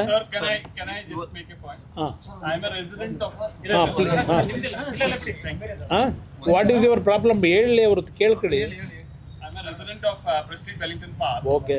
And one of my relatives, they want to buy a flat over there, but the registration is not possible. So I want to ask the Honorable Minister to make a solution to this. Better to go and meet Chief Minister. He is now announced. He will transfer A Khata to B Khata to A Khata to A Khata. He publicized in all media. He has given rebate also. First he announced 5% to actually pay. That actually he has given 2%. He reduced it to. You please go and ask him. Sir, ಈಗ ಈ HMT ಯಾವಾಗ ಕೊಟ್ರಲ್ಲ document ಎಲ್ಲ ಇದೆ ಅಂತ ಹೇಳಿದ್ರೆ, ಮತ್ತು ಹೊರಗಡೆ ಅವ್ರು ಮಾಡ್ಕೊಂಡಾಗ HMT ಅವ್ರು ಏನ್ ಮಾಡ್ತಿದ್ರು? ಕೇಸ್ ಹಾಕಿ HMT ಆಗಿನ HMT ನಲ್ಲಿ ಇದ್ದಂಥ ವ್ಯಕ್ತಿಗಳು ಸಹ ಇವರ ಜೊತೆಯಲ್ಲಿ ಕಂಬೈಂಡ್ ಆಗಿದ್ದಾರೆ. ಸೆಂಟ್ರಲ್ ಗೌರ್ಮೆಂಟ್ ಅಧಿಕಾರಿಗಳಲ್ವ ಅವರೆಲ್ಲ? ಸೆಂಟ್ರಲ್ ಗೌರ್ಮೆಂಟ್ ಅಧಿಕಾರಿಗಳಿದ್ರೂ ಕೆಲವು ವಿಷಯಗಳು ಅಲ್ಲಿಗೆ ಮರೆಮಾಚಿ ಮಾಡ್ಕೊಂಡಿದ್ದಾರೆ. ಇದರ ಬಗ್ಗೆ ಒಂದು ದೊಡ್ಡ ಎನ್ಕ್ವೈರಿನೇ ಆಗಬೇಕು. ನಾನು ಈ ಹಿನ್ನೆಲೆಯಲ್ಲೇ ಕೇಂದ್ರದಲ್ಲಿ ಸಂಬಂಧಪಟ್ಟಂಥ ಕೆಲವು ಮಂತ್ರಿಗಳಿಗೆ ರಿಕ್ವೆಸ್ಟ್ ಮಾಡ್ತಾ ಇದ್ದೇನೆ. ಯಾವೊಂದು PSU ಯೂನಿಟ್ಗಳಲ್ಲಿ ಸಾವಿರಾರು ಎಕರೆ ಭೂಮಿ ಇದೆ, ಡಿಸ್ಇನ್ವೆಸ್ಟ್ಮೆಂಟ್ ಮಾಡಿದ್ದಾರೆ. ಬಟ್ ಆಸ್ತಿಗಳಿದೆಯಲ್ಲ, ಆಸ್ತಿಗಳನ್ನು ಉಳಿಸ್ತಕ್ಕಂಥದ್ರ ಕಡೆ ಗಮನ ಕೊಟ್ಟಿಲ್ಲ. ಈಗ ಏನೋ ಹಣಕಾಸು ಇಲಾಖೆ ಸಚಿವರು ನಿರ್ಮಲಾ ಸೀತಾರಾಮನ್ ಅವರು ಒಂದು ಮಾನಿಟೈಸೇಷನ್ಗೆ ಅಂತ ಹೇಳಿ ಲ್ಯಾಂಡ್ ಬ್ಯಾಂಕ್ ಏನಿದೆ PSU ಯೂನಿಟ್ಗಳಲ್ಲಿ ಅಂತ ಹೇಳಿ ಸ್ಟಡಿ ಮಾಡಬೇಕು ಅಂತೇಳಿ ಒಂದು ಕಮಿಟಿನೂ ಮಾಡಿದ್ದಾರೆ ಅಂತಕ್ಕಂಥದ್ದು ನನಗಿರ್ತಕ್ಕಂಥ ಮಾಹಿತಿ. ತನಿಖೆ ಮಾಡಿಸ್ತೀರಾ ಇವತ್ತು ಇಲ್ಲ, ಇದು ನೋಡೋಣ, ತನಿಖೆಗೆ ಒಳಪಡಿಸ್ಬೇಕಾಗ್ತದೆ. ಹಿಂದೆ ಯಾರಿದ್ರು, ಯಾರು ಇದಕ್ಕೆ ಪಾಲ್ದಾರಿದ್ದಾರೆ, ಆ್ಯಕ್ಷನ್ ತಗೋಬೇಕಾದಂಥದ್ದು ಸರ್ಕಾರದ ಕರ್ತವ್ಯ. ನಾನು ಇಲ್ಲ ಅಂತ ಹೇಳಲ್ಲ. ಸರ್, ಯಾವುದೇ ಗೌರ್ಮೆಂಟ್ ಸಂಸ್ಥೆಗೆ ಕೊಟ್ಟಾಗ ಕಂಡೀಷನ್ಸ್ ಹಾಕಿರುತ್ತೆ, ಇಂಥ ಉದ್ದೇಶಕ್ಕೆ ಬಳಸಬೇಕು ಅಂತ. ಇಲ್ಲ ಅಂತ ಹೇಳಿದ್ರೆ ಅದನ್ನು ವಾಪಸ್ ತಗೋತೀವಿ ಅಂತ ಸಾಮಾನ್ಯ ಕಂಡೀಷನ್ ಎಲ್ಲ CSI ಕೊಟ್ಟಾಗಲೂ ಎಲ್ಲದರಲ್ಲೂ ಇರುತ್ತೆ. ಅವ್ರು ಹೇಳ್ತಾ ಇರೋದು ಅದನ್ನೇ, ಅಂದರೆ ಇದು ಕೊಟ್ಟಿರೋವಂಥದ್ದು ತಪ್ಪು. ಈ ಉದ್ದೇಶಕ್ಕೆ, ಈ ಕೈಗಾರಿಕೆ ಮಾಡೋದಕ್ಕೆ. ಅದಕ್ಕೆ ನಾನು ಅವರಿಗೆ ಕೈ ಜೋಡಿಸಿ ಮನವಿ ಮಾಡ್ತೀನಿ, ಈಶ್ವರ್ ಖಂಡ್ರೆ ಅವರಿಗೆ. ನಿಮ್ಮ ಮುಖ್ಯಮಂತ್ರಿಗಳು ಬಹುಶಃ ಭಾಳ ಬದಲಾವಣೆ ಆಗಿದ್ದಾರೆ. ಈಗ ಭಾಳ ಬದಲಾವಣೆ ಇದೆ ಅವರಲ್ಲಿ, ರಾಜ್ಯ ಕಟ್ಟಬೇಕು ಅಂತ ಹೇಳಿ. ನಿಮ್ಮ ಮುಖ್ಯಮಂತ್ರಿಗಳಿಗೆ ಒಪ್ಪಿಸಿ ಇಲ್ಲಿ ಏನೇನಾಗಿದೆ ಅಕ್ರಮ, ಯಾವ ಆಧಾರದ ಮೇಲೆ ಸೇಲ್ ಮಾಡಿದ್ರು, ಯಾಕೆ ಕೊಟ್ಟಿದ್ದಾರೆ, ಅದನ್ನೆಲ್ಲ ತನಿಖೆ ಮಾಡಿ ಅದನ್ನೆಲ್ಲ ವಾಪಸ್ ಪಡಿಸ್ಕೊಳ್ಳೋಕೆ ಹೇಳಿ. ಆಮೇಲೆ ಅರಣ್ಯದ್ದು ನೋಡೋಣ. ಸರ್, ನಿಮ್ಮ ಅಂಡರಲ್ಲಿ ಬರುತ್ತಲ್ಲ ಸರ್, ನೀವು ತನಿಖೆ ಮಾಡಬೇಕು. ಇಲ್ಲ, ನಮ್ಮ ಅಂಡರ್ನಲ್ಲಿ ಬಂದರು ಕೆಲವು ರಾಜ್ಯ ಸರ್ಕಾರದ ವ್ಯಾಪ್ತಿಯೊಳಗೆ ಇರ್ತದೆ, ಅವ್ರದ್ದು ಪಾಲಿದೆ. ಹಲವಾರು ಕಡೆ ಈಗ ಉದಾಹರಣೆಗೆ ಕೇರಳದಲ್ಲಿ ನಮ್ಮದು 300 ಎಕರೆ ಲ್ಯಾಂಡ್ ಇದೆ. ಅದರಲ್ಲಿ ರಾಜ್ಯ ಸರ್ಕಾರ ಡಿಮ್ಯಾಂಡ್ ಮಾಡ್ತಾ ಇದ್ದಾರೆ, ನಮ್ಗೆ ಇಷ್ಟು ಲ್ಯಾಂಡ್ ಬಿಟ್ಕೊಡಿ ಅಂತ ಹೇಳಿ. ಹರಿಯಾಣ ಪಿಂಜೋರದಲ್ಲಿ ಮೊದಲು 600 ಎಕರೆ ಇತ್ತು, 300 ಎಕರೆ ಹರಿಯಾಣದ ಅರ್ಬನ್ ಡೆವಲಪ್ಮೆಂಟ್ನವ್ರು ತಗೊಂಡವ್ರೆ, ಅವ್ರ ಡೆವಲಪ್ಮೆಂಟಿಗೆ ಅಂತ ಹೇಳಿ. ಈ ಥರ ಹಲವಾರು ಕಡೆ ಈ ರೀತಿ ನಡೆದಿದೆ. ಸರ್ಕಾರದಿಂದ ಸರ್ಕಾರಕ್ಕೆ ಮಾಡ್ಕೊಳ್ಳೋದು ಬೇರೆ ಬೇರೆ ಇಲಾಖೆಗಳಲ್ಲಿ ಇಂಟರ್ನಲ್ಲಿ, ಅದು ಕಾನೂನುಬದ್ಧವಾಗಿ ಮಾಡ್ಕೊಂಡಿರ್ತಾರೆ, ಕ್ಲಿಯರೆನ್ಸ್ ತಗೊಂಡಿರ್ತಾರೆ ಕ್ಯಾಬಿನೆಟ್ನಲ್ಲಿ. ಇಲ್ಲಿ ಪ್ರೈವೇಟ್ನವ್ರಿಗೆ ಕೊಟ್ಟಿದ್ದಿದೆಯಲ್ಲ, ಡೆಲ್ಲಿವರೆಗೂ ಅದು ರೆಕಾರ್ಡ್ ಹೋಗಿದೆಯಾ, ಅದಕ್ಕೆ ಪರೀಕ್ಷೆ ಮಾಡಬೇಕು. ಅಲ್ಲ ಸರ್, ಈಗ HMT ಇಂದ ನೀವು ಹೇಳ್ತಿದ್ದೀರಾ ನಿಮ್ಮ ಅಧಿಕಾರಿಗಳು ಶಾಮೀಲಾಗಿ ಮಾಡಿದ್ದಾರೆ ಅಂತ, ನಿಮ್ದೇ ಜಾಗ. ನಮ್ಮ ಹಳೆ ಅಧಿಕಾರಿ ಈಗಿನವರಲ್ಲ ಸರ್. ಈಗ ಅಲ್ಲಿ ಏನೋ ಕಟ್ಕೊಂಡ್ ಬಿಟ್ಟಿದ್ದಾರೆ, ಅದನ್ನ ನೀವು ನಿಮ್ಮ ಇಲಾಖೆಗೆ ವಾಪಸ್ ತರಕ್ ನೀವೇನ್ ಮಾಡ್ತೀರಾ ಅಂತ. ಈಗ ನನಗೆ ಬಂದಿರತಕ್ಕಂಥದ್ದು, ಈಗ ಈಶ್ವರ್ ಖಂಡ್ರೆ ಅವರು ಓಪನ್ ಆಗಿ 175 ಎಕರೆ ಮಾರಾಟ ಅಂತ ಹೇಳಿದ್ದಾರೆ. ಈಗ ನಮ್ಮ ಲ್ಯಾಂಡ್ ಅದು ಅಂತ ಹೇಳ್ತಾರೆ. ಈಗ ಅವ್ರ ಲ್ಯಾಂಡ್ ಇದ್ದರೆ ಅವ್ರದ್ದೇ ಜವಾಬ್ದಾರಿ ಅಲ್ವಾ, ಅವ್ರ ಹತ್ರ ಎಲ್ಲ ರೆಕಾರ್ಡ್ಸ್ ಇದ್ದರೆ. ಅದಕ್ಕೆ ಅವ್ರಿಗೆ ಹೇಳ್ತಾ ಇದ್ದೀನಿ, ನಿಮ್ಮ ಲ್ಯಾಂಡ್ ಆಗಿದ್ರದು ಮೊದಲು ಅದನ್ನು ಬಿಡಿಸ್ರಪ್ಪ. 175 ಎಕರೆ ಕೊಟ್ಟಿದ್ದೀರಲ್ಲ, ಅದು ಏನೇನಾಗಿದೆ ತೆಗಿರಿ ಅದೆಲ್ಲ. ಸರ್, ನೀವು ಇವತ್ತೊಂದು ಇಲ್ಲೊಂದು ರೌಂಡ್ಸ್ ಹಾಕಿದ್ರಿ, HMT ಆಸ್ತಿಗಳು ಯಾವ ಅಂತ ತೋರಿಸಿದ್ರಿ, ಮಾಧ್ಯಮಗಳಿಗೆ ತೋರಿಸಿದ್ರಿ, ಆ ಮೂಲಕ ಸರ್ಕಾರಕ್ಕೆ ತೋರಿಸಿದ್ರಿ. ಇದರಿಂದ ಸರ್ಕಾರಕ್ಕೆ ಎಷ್ಟು ಕಣ್ತಿರುತ್ತೋ ಗೊತ್ತಿಲ್ಲ. ನೀವು ಸೆಂಟ್ರಲ್ ಇದರ ಬಗ್ಗೆ ನೀವು ಹೇಳದಂತ ಬರೋದು ನಂಗೆ ಅರ್ಥ ಆಯಿತು. ಇಲ್ಲ ಒಂದು ಹೇಳಿ. ನೀವು ಕೇಂದ್ರ ಸಚಿವರಾಗಿದ್ದೀರಿ, ನೀವು ಅಲ್ಲಿಂದ ಒಂದು ಟೀಮ್ ಮಾಡಿ ಸರ್ವೆ ಮಾಡಿಸಿ ಅದೊಂದು ರಿಪೋರ್ಟ್ನ ಯಾಕೆ ನೀವು ತಗೊಳ್ಬಾರ್ದು? ಎಲ್ಲೆಲ್ಲಿ ಒತ್ತುವರಿ ಒಂದು ನಿಮಿಷ, ಒತ್ತುವರಿ ಅನ್ನೋದಲ್ಲ, ಈಗಾಗಲೇ ಅವ್ರ ಹೆಸರಿಗೆ ರಿಜಿಸ್ಟರ್ ಮಾಡಿಕೊಟ್ಬಿಟ್ಟಿದಾರಲ್ಲ, ಅದರಲ್ಲಿ ನಾನು ಅದಕ್ಕೋಸ್ಕರ ನಮ್ಮ ಅಧಿಕಾರಿಗಳಿಗೆ, ಈಗಿನ ಇರ್ತಕ್ಕಂಥ ಅಧಿಕಾರಿಗಳಿಗೆ ಹೇಳ್ತೇನೆ, ಸಂಪೂರ್ಣವಾಗಿ ಆ 175 ಎಕರೆ ವಿಲೇವಾರಿಗಳು ಯಾರ್ಯಾರಿಗಾಗಿದೆ, ಅದು ಯಾವ ರೀತಿ ಮಾಡಿದ್ದಾರೆ, ಅದು ಎಲ್ಲದರ ಮಾಹಿತಿಯನ್ನು ಕಲೆಕ್ಟ್ ಮಾಡಿ ನನಗೆ ಸಬ್ಮಿಟ್ ಮಾಡಲಿಕ್ಕೆ ಹೇಳ್ತೀನಿ. ಒಂದು ದೆಹಲಿಗೆ ಹೋದ್ಮೇಲೆ ಇದ್ರ ಬಗ್ಗೆ ಈಗೇನು ನಾನು ಸುತ್ತಿದ್ದೇನೆ ಇದು ನೋಡಿದೆ. ನನಗೂ ನೀವು ಕಣ್ತಿರೋದಷ್ಟೇ ನನಗೂ ಕಣ್ತರಿಸಿದ್ದಾರೆ. ನಾನು ಮೊದಲು ಇಲ್ಲಿ ಬೆಂಗಳೂರು ನಗರದ ನಿವಾಸಿ ಆದರೂ ಇಷ್ಟೆಲ್ಲ ನಾನು HMT ಈ ಥರ ಇದೆಯಾ ಅನ್ನೋದು ನನಗೆ ಗೊತ್ತಿರಲಿಲ್ಲ. ಇವತ್ತು ನಿಮ್ಮ ಜೊತೆ ನಾನು ನೋಡಿದ್ದೀನಿ. ಇದು ನೋಡಿದ ಮೇಲೆ ನೀವು ಹೇಳಿದಂಥ ರೀತಿಯಲ್ಲಿ ನನ್ನ ಜವಾಬ್ದಾರಿ ಇದು ಓನ್ಲಿ ಪಬ್ಲಿಸಿಟಿ ಮಾಡೋದ್ರೆ ಆಗೋದಿಲ್ಲ, ಪಬ್ಲಿಸಿಟಿಗಲ್ಲ.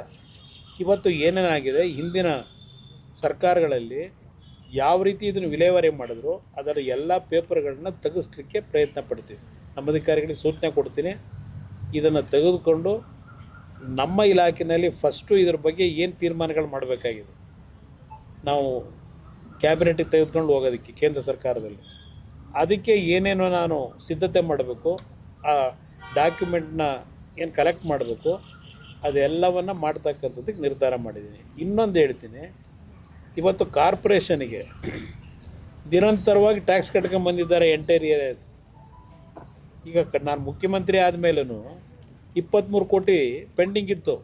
ಕಾರ್ಪೊರೇಷನಿಂದ ನೋಟಿಸ್ ಕೊಟ್ಟಿದ್ದರು, 23 ಕೋಟಿ ದುಡ್ಡು ಕಟ್ಟಿಸ್ದೆ. ನೋಟಿಸ್ ಕೊಟ್ಟು ಇಲ್ಲಿ ಹಲವಾರು ರೀತಿ ಪ್ರಾಬ್ಲಮ್ ಕ್ರಿಯೇಟ್ ಮಾಡೋಕ್ಕೂ ಹೊರಟಿದ್ರು. ನಿರಂತರವಾಗಿ ಟ್ಯಾಕ್ಸ್ ಕಟ್ಕೊಂಡ್ಬಂದಿದ್ದಾರೆ. ಈ ಕಾರ್ಖಾನೆ ಇದು ಏನು ಕಟ್ಟಬೇಕು ನಮ್ಮ ಬೆಂಗಳೂರು ಕಾರ್ಪೊರೇಷನಿಗೆ, ಅದು ಎಲ್ಲ ನಿರಂತರವಾಗಿ ಡಾಕ್ಯುಮೆಂಟು ಇಟ್ಕೊಂಡಿದ್ದಾರೆ, ಟ್ಯಾಕ್ಸ್ ಕಟ್ಟಿದ್ರು. ಈಗ ಇವ್ರು ನಮ್ಮ ಅರಣ್ಯ ಇಲಾಖೆ ಭೂಮಿ ಅಂದರೆ ಅರ್ಥ ಇದೆ. ಅದರಿಂದ ಅವರು ಮೊದಲು ಅವ್ರ ಮುಖ್ಯಮಂತ್ರಿಗಳಿಗೆ ಹೇಳಿ ಇದು ಯಾವ ರೀತಿ ಇಲ್ಲಿಗಲ್ ವೇನಲ್ಲಾಗಿದೆ, ಯಾವ ರೀತಿ ಒಂದು ಇಲಾಖೆಯಿಂದ ಇನ್ನೊಂದು ಇಲಾಖೆಗೆ, ಈಗ ಡಿಫೆನ್ಸ್ಗೋ, ಇಸ್ರೋಗೋ, ಇಲ್ಲ ನಿಮ್ಮ ಗೇಲ್ ಅಥಾರಿಟಿ ಆಫ್ ಇಂಡಿಯಾಗೋ ಯಾವ್ದು ಕೊಟ್ಕೊಂಡಿದ್ದಾರೆ ಅವೆಲ್ಲ ಒಂದು ಭಾಗ. ಅದು ಸರ್ಕಾರದಲ್ಲಿ, ಕೇಂದ್ರ ಸರ್ಕಾರದಲ್ಲಿ ತೀರ್ಮಾನ ಆಗಿರ್ತವೆ. ಇದೆಲ್ಲ ಹೇಗಾಯಿತು, ಇವೆಲ್ಲ ಪ್ರೈವೇಟ್ ಇದಕ್ಕೆ ಕೊಟ್ಟಿರೋದು. ಅದು ಡಾಕ್ಯುಮೆಂಟ್ ತೆಗೆಸಿ ಪ್ರಾಮಾಣಿಕವಾಗಿ ನಾನು ಈ ವಿಷಯದಲ್ಲಿ ಲೀಗಲಿ ಏನು ತೀರ್ಮಾನಕ್ಕೆ ಬರಬೇಕು ಮಾಡ್ತೀನಿ. ಸಿಎಂ ಅವರು ನಿನ್ನೆ ಒಂದು ಮಾತು ಹೇಳಿದ್ದಾರೆ ಸರ್, ಅವ್ರು ಸಿಎಂ ಆಗಿರೋದನ್ನ ಸಿಗೋದಕ್ಕಾಗದೆ ಈ ರೀತಿ ಮಾಡ್ತೀವಿ, ಎಲ್ಲ ಫೈಲ್ ಯಾವ ಫೈಲ್ ಅಣ್ಣ? ಫೈಲ್ ಹೊಸ್ದಾಗಿ ತೆಗಿಯೋದೇ ಬೇಕಾಗಿಲ್ಲ. ಫೈಲು ಹೊಸ್ದಾಗಿ ತೆಗಿಯೋದಿಲ್ಲಪ್ಪ, ಎಲ್ಲ ಹಳೇವೇ ಇದ್ದಾವೆ. ಅದು ಹೊಸ್ದಾಗಿ ತೆಗಿಬೇಕಾಗಿಲ್ಲ. HMT ವಾಚಸ್ ಅನ್ನೋದು ಕಂಪನಿ ಅದು ಕ್ಲೋಸ್ ಆಗಿದೆ ಅನ್ನೋದು ಅವರು ಹೇಳಿದ್ರು, ಕ್ಲೋಸ್ ಆಗಿದೆ. ಈಗ ರಿವೈವ್ ಮಾಡ್ತೀನಿ ಅಂತ ಹೇಳ್ತಾ ಇದ್ದಾರೆ. ರಿವೈವ್ ಮಾಡ್ತೀನಿ ಅಂತ ಹೇಳಿದ್ರೆ ಅಫಿಷಿಯಲ್ ಆಗಿ ಕ್ಲೋಸ್ ಆಗಿರೋದನ್ನ ರಿವೈವ್ ಮಾಡೋದಕ್ಕೆ ಏನು ಡಿಸಿಷನ್ ಆಗಿದೆ? ಸೆಂಟ್ರಲ್ ಗವರ್ಮೆಂಟ್ ಏನಾದರೂ ಇದಕ್ಕೆ ಒಂದು ನಿಮಿಷ ರಿವೈವ್ ಮಾಡಲಿಕ್ಕೇನೆ ಹಲವಾರು ರೀತಿಯಲ್ಲಿ ತೀರ್ಮಾನಗಳು ಏನಾಗಬೇಕು, ಪ್ರೋಸೆಸ್ಸು, ಆ ಪ್ರೋಸೆಸ್ಗೆ ಚಾಲನೆ ಕೊಟ್ಟಾಗಿದೆ. ಇದನ್ನು ರಿವೈವ್ ಮಾಡಲಿಕ್ಕೆ ಡಿಸ್ಇನ್ವೆಸ್ಟ್ಮೆಂಟ್ ಏನಾಗಿದೆ, ದೀಪಂ ಅಂತಕ್ಕಂಥದ್ದು ಒಂದು ನಮ್ಮಲ್ಲಿ ಕೇಂದ್ರ ಸರ್ಕಾರದಲ್ಲಿ ಒಂದು ಇಲಾಖೆ ಇದೆ. ಡಿಸ್ಇನ್ವೆಸ್ಟ್ಮೆಂಟ್ ಮಾಡ್ತಕ್ಕಂಥದ್ದು ಆ ಇಲಾಖೆಯಲ್ಲಿ ತೀರ್ಮಾನ ಮಾಡಿರ್ತಾರೆ, ಕ್ಯಾಬಿನೆಟ್ನಲ್ಲೂ ಅಪ್ರೂವ್ ಆಗಿರುತ್ತೆ. ಆ ಹಿನ್ನೆಲೆಯಲ್ಲಿ ಇದನ್ನು ಮತ್ತೆ ರಿವರ್ಸ್ ಮಾಡಬೇಕಲ್ಲ, ಅದಕ್ಕೆ ಕೆಲವು ಕಾನೂನಿನ ತೊಡಕುಗಳಿದೆ. ಆ ಹಿನ್ನೆಲೆ ಒಳಗೆ ನಾವು ಯಾವ ರೀತಿ ಇವತ್ತು ಇದಕ್ಕೆ ಒಂದು ಅಮೌಂಟ್ ಇಷ್ಟು ಬೇಕಿದೆ ರಿವೈವಲ್ಗೆ ಅಂತಕ್ಕಂಥದ್ದು ಒಂದು ಡೀಟೇಲ್ ಪ್ರಾಜೆಕ್ಟ್ ರಿಪೋರ್ಟು ರೆಡಿ ಇದೆ. ಅದಿರಲಿ, ಅದು ಬೇಡ ಈಗ ಹೇಳೋದಿಲ್ಲ. ಅದು ಎಷ್ಟು ಅನ್ನೋದನ್ನ ಕ್ಲಿಯರ್ ಆದಮೇಲೆ ಹೇಳ್ತೀನಿ. ಈಗ ಅದು ಹೇಳೋದು ತಪ್ಪಾಗ್ಬೋದು, ಪ್ರಿಮೇಚೂರು. ಇದಕ್ಕೆ ಈಗಾಗಲೇ ಸರ್ 1 ವರ್ಷದಿಂದ ಎಲ್ಲ ರೀತಿಯಲ್ಲಿ ಇದಕ್ಕನ್ನು ಈ ಸಂಸ್ಥೆನ ಉಳಿಸ್ಲಿಕ್ಕೆ, ಪುನಶ್ಚೇತನಗೊಳಿಸ್ಲಿಕ್ಕೆ, ಬರೀ ಬೆಂಗಳೂರದಷ್ಟೇ ಅಲ್ಲ, ಕೇರಳದಿರ್ಬೋದು, ಹೈದರಾಬಾದಿರ್ಬೋದು, ಇದನ್ನೆಲ್ಲ ಉಳಿಸ್ಲಿಕ್ಕೆ ಏನು ಮಾಡಬೇಕು ಅನ್ನೋದು ಪೂರ್ಣ ಒಂದು ಮಾಹಿತಿಯನ್ನು ನಾವು ಚರ್ಚೆ ಮಾಡಿ ಆರ್ಥಿಕ ಸಚಿವರಿಗೂ ಕೊಟ್ಟಿದ್ದೇವೆ. ಕೆಲವು ಅಲ್ಲಿಂದ ತೀರ್ಮಾನಗಳಾಗಬೇಕು. ಆ ತೀರ್ಮಾನ ಮಾಡಿಸ್ಲಿಕ್ಕೆ ನಾನು ಇಷ್ಟೆಲ್ಲ ಪ್ರಯತ್ನ ಪಟ್ಟೆ. ಮತ್ತೆ ಭೂಮಿ ಹೈಕೋರ್ಟ್ ಆರ್ಡರ್ ಬಂದಿತ್ತಲ್ಲ 6ನೇ ತಾರೀಕು, ಏನು ಅರಣ್ಯ ಭೂಮಿ ವಿಚಾರ ಹೈಕೋರ್ಟ್ದಲ್ಲ, ಹೈಕೋರ್ಟ್ದಲ್ಲ, ಇವರು ಕೋರ್ಟ್ಗೆ ಇದು ಸಬ್ಮಿಟ್ ಮಾಡಿದ್ದಾರೆ. ಏನು 48 ಜನ ಹೆಸರಲ್ಲಿ ಆ ಭೂಮಿ ಸೇಲ್ ಆಗಿದೆ. ಅದೇ ರೀತಿಯಲ್ಲಿ ಕೂಡ ಯಾವ ರೀತಿಯಾಗಿ ಕ್ರಯ ಆಯಿತು, ಯಾರಿಂದ ಯಾರಿಗೆ ಬಂತು ಭೂಮಿ ಅಂತ, ಒಟ್ಟು 178 ಎಕರೆ. ಅದೇ ದಾಖಲೆಗಳನ್ನ ತೆಗೆದುಕೊಂಡು ನಿಮ್ಮದೇ ಭೂಮಿ ಆಗಿದ್ರೆ ಅದಕ್ಕೆ ಸಪ್ರೇಟ್ ಒಂದು ಕಮಿಟಿ ರಚನೆ ಮಾಡಿ ಒಂದು ಬೌಂಡ್ರಿ ಫಿಕ್ಸ್ ಮಾಡ್ಬಿಡ್ತಾರೆ. ಈಗ ನಾನು ಹೇಳ್ತಿರೋದಲ್ಲ ಪ್ರಧಾನ್, ಈಗ ಸರ್ಕಾರ ಅವ್ರು ಹೇಳೋ ಪ್ರಕಾರ ಅವ್ರದ್ದಾದರೆ ಅವ್ರಿಗೇನು ಮಾಡಬೇಕು ಅನ್ನೋದು ಅವ್ರು ತೀರ್ಮಾನ ಮಾಡಬೇಕು.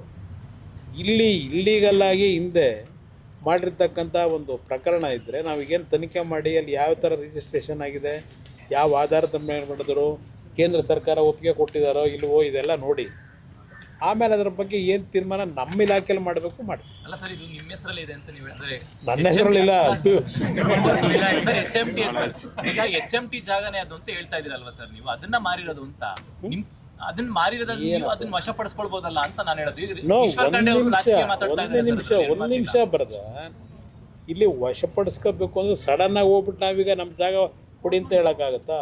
ಈಗ ಅವತ್ತಿನ ಕಾಲದಲ್ಲಿ HMT ಅವ್ರ ಪಾತ್ರ ಏನಿದೆ ಆ ಭೂಮಿಗೆ ಮಾರಾಟ ಮಾಡೋದಕ್ಕೆ, ಅದು ಯಾವ ರೀತಿ ಕೊಟ್ಟರು, ಲೀಗಲಾಗಿ ಕೊಟ್ಟಿದ್ದಾರೋ ಇಲ್ಲೀಗಲಾಗಿ ಕೊಟ್ಟಿದ್ದಾರೋ ಅದೆಲ್ಲ ಈಗ ಪರೀಕ್ಷೆ ಮಾಡಬೇಕಲ್ಲ. ಈಗ ನೋಡಿ, ಈಗೆಲ್ಲ ಡಾಕ್ಯುಮೆಂಟ್ರಿ ಕೊಟ್ಟರೆ ಇನ್ನೊಂದು ಇಲ್ಲಿ HMT ಅವರೇ ಸೇಲ್ ಮಾಡಿರ್ತಕ್ಕಂಥ ಸೇಲ್ ಡೇಟ್ ಇದು ಡಾಲರ್ಸ್ ಕನ್ಸ್ಟ್ರಕ್ಷನ್ ಇವ್ರು ಮಾಡಿರ್ತಕ್ಕಂಥ ಇದು ಡಾಲರ್ಸ್ ಕನ್ಸ್ಟ್ರಕ್ಷನ್ ಎಷ್ಟು 11 ಎಕರೆ ಇರಲಿ, ಇದೋ ಒಂದು ಹಿಂಗೆ ಇದ್ದಾವೆ. ನಾನು ಇದೆಲ್ಲ ಸಂಪೂರ್ಣ ಹಳೆ ರೆಕಾರ್ಡ್ಗಳು ಏನಿದೆ ತೆಗಿಲಿಕ್ಕೆ ನಮ್ಮ ಅಧಿಕಾರಿಗಳಿಗೆ ಹೇಳ್ತೀನಿ.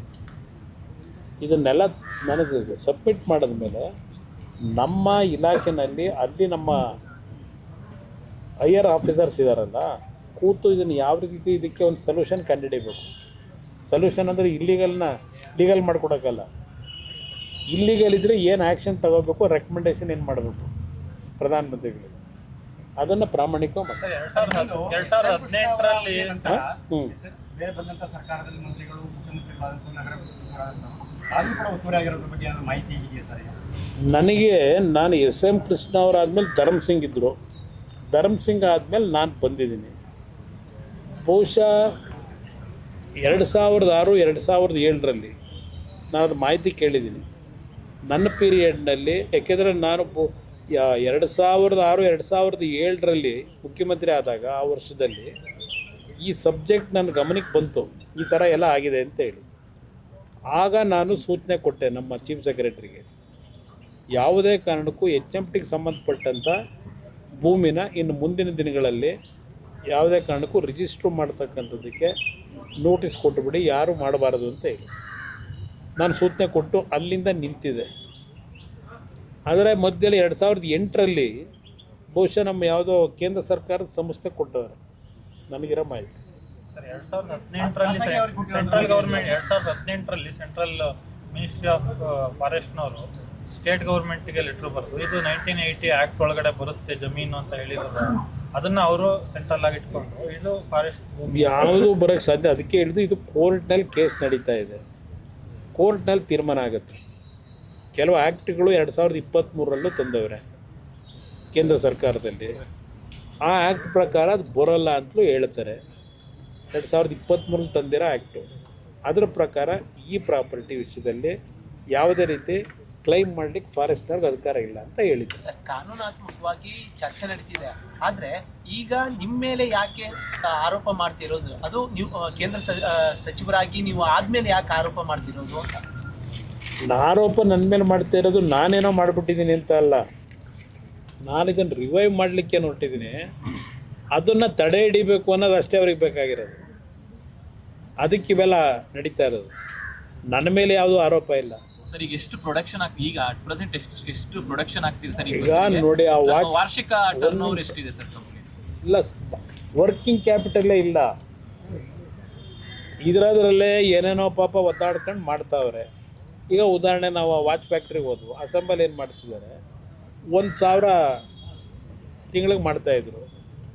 ಈಗ ನಾವು ಬಂದ ಮೇಲೆ ಸ್ವಲ್ಪ ಎನ್ಕರೇಜ್ಮೆಂಟ್ ಕೊಟ್ಟ ಮೇಲೆ ನಮ್ಮ ಈಗ ಹೊಸ CMDನೂ ಹಾಕಿದ್ದೀನಿ. ಅವರು ಮೊದಲು BHELನಲ್ಲಿದ್ದರು, ಅವ್ರನ್ನ ಇಲ್ಲಿಗೆ CMD ಮಾಡಿದ್ದೀವಿ. BHELನಲ್ಲಿ ಅವರಿಂದ ಕೆಲವು ಸೆಕ್ಟರ್ನಲ್ಲಿ ಒಳ್ಳೆ ಕೆಲಸ ಮಾಡಿದರು, ಒಂದು ಬ್ಯಾಕ್ಗ್ರೌಂಡ್ ಚೆನ್ನಾಗಿದೆ ಅಂತ ಹೇಳಿ ಇಲ್ಲಿ ನಮ್ಮ HMTನ ಏನಾದರೂ ಮಾಡಿ ಉಳಿಸ್ಬೇಕು ಅಂತೇಳಿ ಬೆಳೆಸೋದಕ್ಕೆ ಅವ್ರನ್ನ ನಾವೇ ಆಯ್ಕೆ ಮಾಡಿ ಹಾಕಿದ್ದೀವಿ.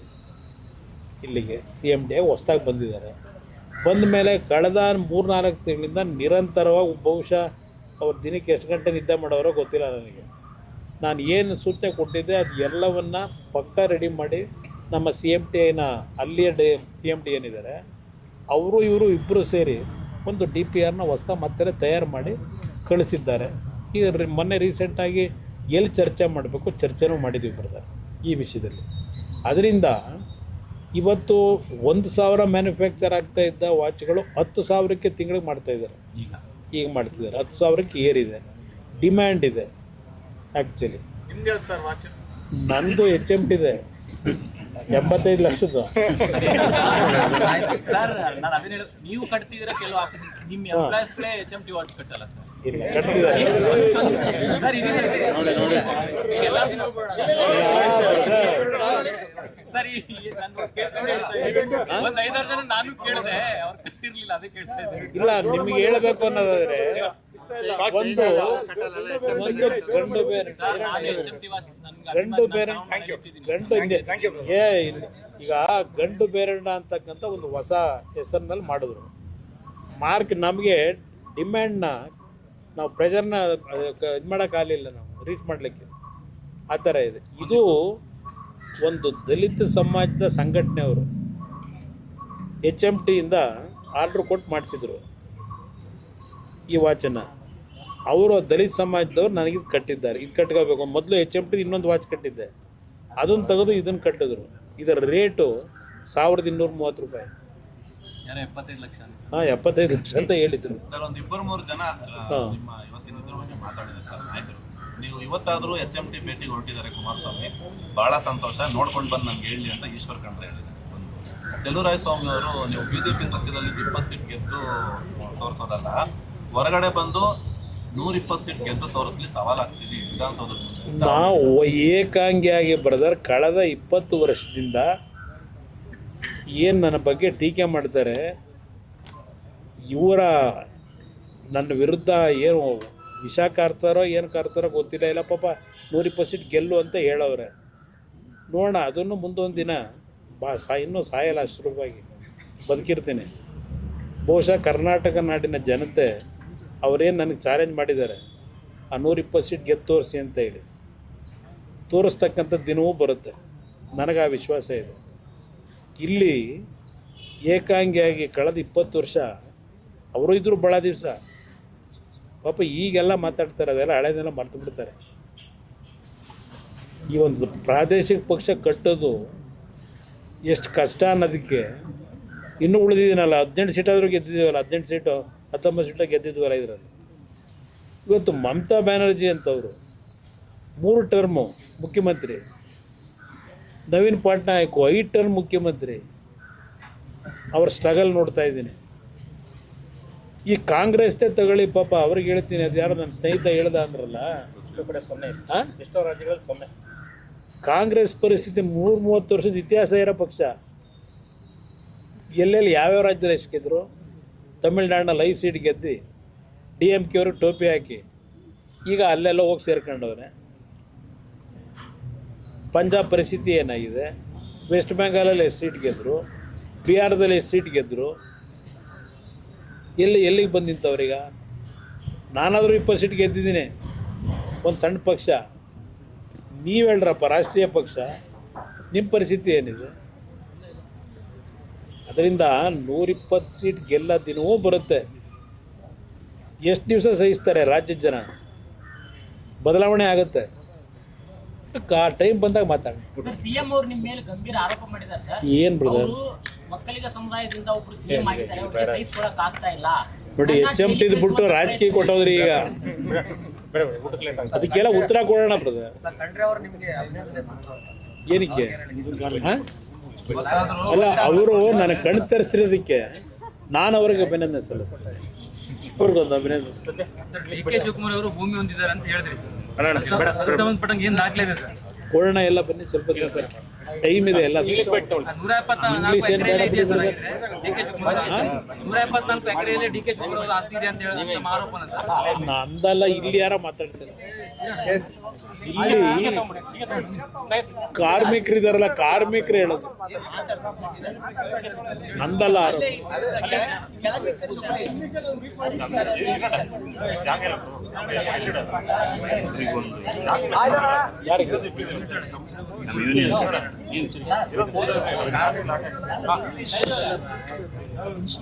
ಇಂಗ್ಲಿಷ್ನಲ್ಲಿ ಮಾಡಕ್ಕೆ ಬಹಳ ಲೆಂತಿ ಐತೆ ಬ್ರದರ್, ಬೇಡ ಇದನ್ನ ಸರ್. ಬ್ರೀಫ್ ಆಗಿ ಹೇಳಿ ಸರ್. ವೇಟ್ ಆಯ್ತು. He's going to speak in English, huh? Sir, ಒಂದೇ ನಿಮಿಷ. ಏನೋ ಕೇಳ್ತಿದ್ದಾರೆ. ಏನ್ ಬ್ರದರ್? ಮತ್ತೆ ಯಾವಾಗ ಕಾರ್ಯಕ್ರಮ ಯಾವಾಗ ಮತ್ತೆ ಅದು ಪುನಶ್ಚೇತನ ಆಗುತ್ತೆ ಅಂತ ಬ್ರದರ್, ನಾನೇ ಅದು ಸಂಪೂರ್ಣವಾಗಿ ತೀರ್ಮಾನ ತಗೊಳ್ಳೋ ಶಕ್ತಿ ಇದ್ದಿದ್ರೆ ಇಷ್ಟೊತ್ತಿಗೆ ಓಪನ್ ಆಗಿ 1.5 ವರ್ಷ ಆಗಿರೋದು. ನನ್ನ ಕೈಲಿಲ್ಲ ಆ ಶಕ್ತಿ. ಭರವಸೆ ಕೊಟ್ಟಿದ್ದೀನಿ, ಅದ್ರ ಮೇಲೆ ಅವ್ರು ಇನ್ನೂ ಕುಮಾರಣ್ಣಿಂದ ಏನೋ ಆಗುತ್ತೆ ಅಂತ ಕಾಯ್ತಾವ್ರೆ. ನನ್ನ ಭರವಸೆ ಮೇಲೆ ಸ್ವಲ್ಪ ಎಲ್ಲಾರನ್ನೂ ಒಂಚೂರು ನಿದ್ದೆ ಮಾಡ್ತಾವ್ರೆ. ಈಗ ಇಲ್ಲದೆ ಹೋಗಿದ್ರೆ ಅವ್ರ ಪರಿಸ್ಥಿತಿಗಳು ಹಿಂದೆ ಏನು ಅನುಭವಿಸೋರು ಗೊತ್ತಿದೆ ನನಗೆ. ಈಶ್ವರ್ ಖಂಡ್ರೆ ನಿದ್ರೆ ಮಾಡ್ತಿಲ್ಲ ಸರ್. ಅವ್ರಿಗೆ ಬರುತ್ತೆ ಇಲ್ಲ ಗೊತ್ತಿಲ್ಲ, ನೋಡೋಣ. ಓಕೆನಾ?